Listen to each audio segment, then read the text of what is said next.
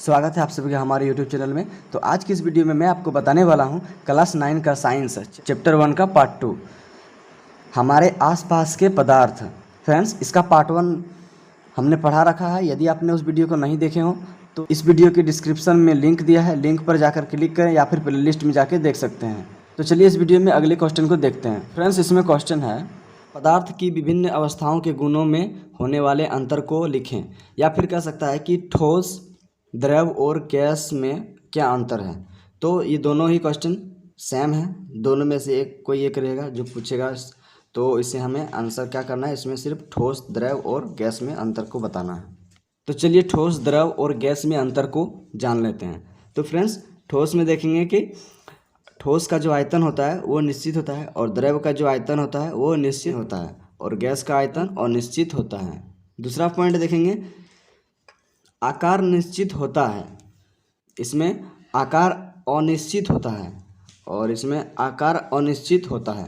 तो ठोस में आकार निश्चित होता है, द्रव में आकार अनिश्चित होता है, और गैस में भी इसका भी आकार जो होता है अनिश्चित होता है। तीसरा पॉइंट है, भार होता है। तो ठोस का तो कुछ न कुछ भार होगा ही, इसमें ठोस का भार होता है, द्रव का भार होता है, द्रव का भी भार होता है, और गैस का भी भार होता है।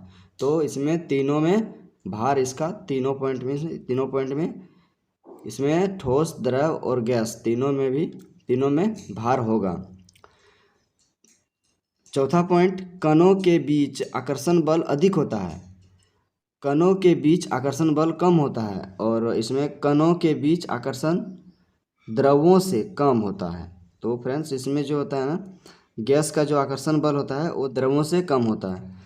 पांचवा पॉइंट है, ठोस में विसरण द्रव तथा गैसों की अपेक्षा कम होता है। तो फ्रेंड्स, इसमें कहता है ठोस जो होता है, तो ठोस का जो विसरण होता है ना, वो द्रव और गैस दोनों में से क्या होता है, ये दोनों की अपेक्षा ये इसमें कम होता है। ये जितना मिश्रण इसका जो विसरण जितना होता है उससे ठोस में कम होता है। विसरण तीव्र होता है, और द्रव में जो होता है विसरण वो कैसे होता है, तो तीव्र, बहुत जल्दी होता है, और विसरण द्रवों से अधिक होता है। और इसमें जो गैस में जो है, तो ये द्रव जितना तीव्र होता है उससे भी अधिक इसमें ज़्यादा होता है। तो द्रव से भी ज़्यादा अधिक गैस में होता है। तो विसरण जो होता है वो द्रव से अधिक होता है गैस में। फ्रेंड्स, पदार्थ की तीनों अवस्थाओं में कणों की जो गति होता है ना, तो इसमें देखते हैं जैसे ठोस है, तो मान लिया ये कोई लोहा है, ठोस के कण जो होता है बहुत ही सटा हुआ रहता है, और इनके बीच आकर्षण बल कार्य करता है, बहुत ही एक दूसरे से नज़दीक में होता है, बहुत ही क्लोज में होता है, नज़दीक में इनके कण होते हैं। और द्रव का जो कण होता है तो ठोस से थोड़ा दूर दूर में होता है। तो ठोस के जितना नज़दीक होते हैं उससे थोड़ा अधिक द्रव में होता है, और उससे भी ज़्यादा दूर में होता है गैस का। तो काफ़ी दूर दूर में गैस के कण होते हैं। ठोस द्रव के तुलना में गैस में अधिक दूर में गैस के कण होते हैं, और इनके बीच जो गैपिंग है, गैपिंग भी ठोस और द्रव के तुलना में अधिक होता है। और द्रव में तो गैस से अधिक होता है इसमें गैपिंग, और ठोस में बहुत ही कम होता है। इसका जो गैपिंग जो होता है, इसके बीच में जो रिक्त स्थान जो होता है, खाली जगह जो होता है, बहुत ही कम होता है। इसमें ठोस से अधिक होता है, द्रव में द्रव से अधिक होता है, गैस में इसमें खाली स्थान बहुत अधिक होता है। फ्रेंड्स, अगला क्वेश्चन है, क्या पदार्थ अपनी अवस्था को बदल सकता है। तो इसका आंसर लिखेंगे, हाँ, पानी पदार्थ की तीनों अवस्थाओं में रह सकता है। तो फ्रेंड्स, पदार्थ की जो अवस्था है वो बदल सकता है। तो कैसे, तो पानी है जो कि ऐसा पदार्थ है जो कि क्या होता है, ये तीनों अवस्था में बदल सकता है, तीनों अवस्था में रह सकता है। जैसे कैसे रह सकता है, तो ठोस बन के रह सकता है, तो ठोस रह सकता है, बर्फ बनकर ठोस में रह सकता है, और द्रव में रह सकता है। कैसे, तो पानी बनकर रह सकता है, और गैस बनकर, तो जैसे वाष्प में, जल वाष्प में पानी की भाप बनकर रह सकता है, गैस के रूप में रह सकता है। तो पानी ऐसा है जो कि ठोस, द्रव और गैस तीनों अवस्था में ये रह सकता है, ये तीनों अवस्था को बदलता है। फ्रेंड्स, अगला क्वेश्चन है, गलनांक, इंग्लिश में मेल्टिंग पॉइंट किसे कहते हैं। तो गलनांक किसे कहते हैं, उसका आंसर लिखेंगे, इसका आंसर करेंगे, जिस तापमान पर ठोस पिघलकर द्रव बन जाता है उसे इसका गलनांक कहते हैं।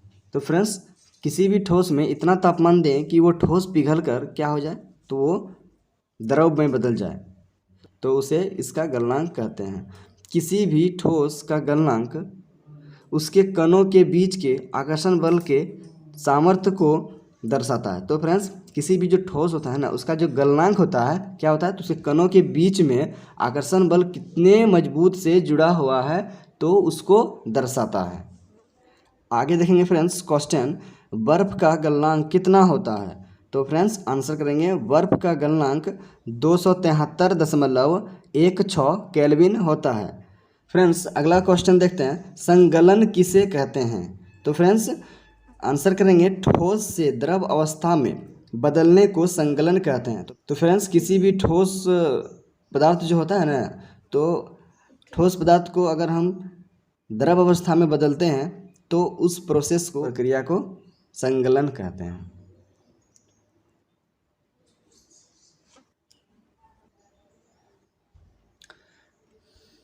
फ्रेंड्स आगे देखेंगे, गुप्त उष्मा, इंग्लिश में कहेंगे लेटेंट हीट।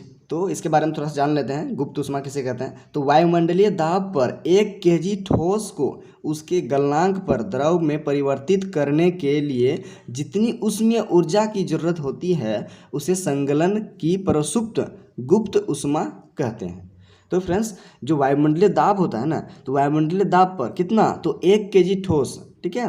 तो वायुमंडलीय दाब पर 1 kg ठोस को अगर उसके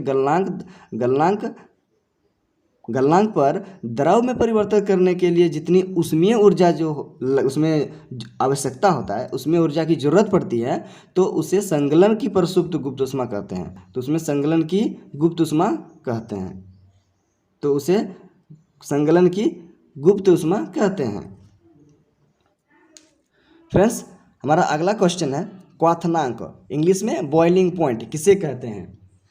तो फ्रेंड्स बॉइलिंग पॉइंट किसे कहते हैं, इसको आंसर करेंगे कि वायुमंडलीय दाब पर वह तापमान जिस पर द्रव उबलने लगता है उसे द्रव का क्वथनांक, बॉइलिंग पॉइंट कहते हैं। फ्रेंड्स पानी के लिए यह तापमान 373 केल्विन, मतलब 100 डिग्री सेल्सियस बराबर 273 प्लस 100 बराबर 373 केल्विन होता है।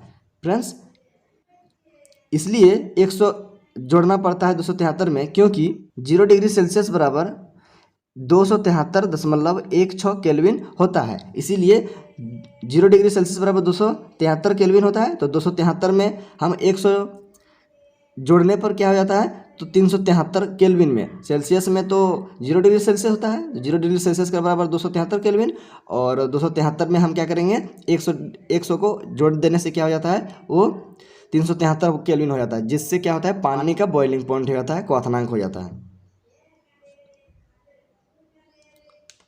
फ्रेंड्स अगला क्वेश्चन है, तापमान की अंतर्राष्ट्रीय एसआई मात्रक क्या है। तो आंसर करेंगे, तापमान की अंतर्राष्ट्रीय एसआई मात्रक केल्विन है। इसको हम के से डिनोट करेंगे, सूचित करेंगे। 0 डिग्री सेल्सियस बराबर 273.16 केल्विन होता है। तो 0 डिग्री सेल्सियस बराबर 273 केल्विन, हम लोग सुविधा के लिए मानते हैं इसको 273 डिग्री, सीधे सीधे हम लोग 273 केल्विन, इसको अच्छी सुविधा के लिए, जैसे कोई चीज़ सरल करना होता है, आगे हम लोग पढ़ेंगे कि तापमान को बदलेंगे सेल्सियस से केल्विन में और केल्विन को सेल्सियस से, तो बदलेंगे तो उसको सॉल्व करेंगे तो उसमें सुविधा होने के लिए इसे माना जाता है 0 डिग्री सेल्सियस बराबर 273 केल्विन, इसको माना जाता है। फ्रेंड्स आज की वीडियो में बस इतना ही। तो मैं आशा करता हूँ कि वीडियो अच्छी तरीके से समझ में आ गया होगा। तो अपने दोस्तों को शेयर करें, और यदि आप इस चैनल पर नए हैं तो चैनल को सब्सक्राइब जरूर कर लें, ताकि इस तरह के वीडियो की नोटिफिकेशन सबसे पहले आपको मिले। और यदि समझ में ना आया हो तो कमेंट जरूर करें। मिलते हैं नेक्स्ट वीडियो में नेक्स्ट क्वेश्चन लेकर, तब तक के लिए बाय, थैंक्स फॉर वॉचिंग।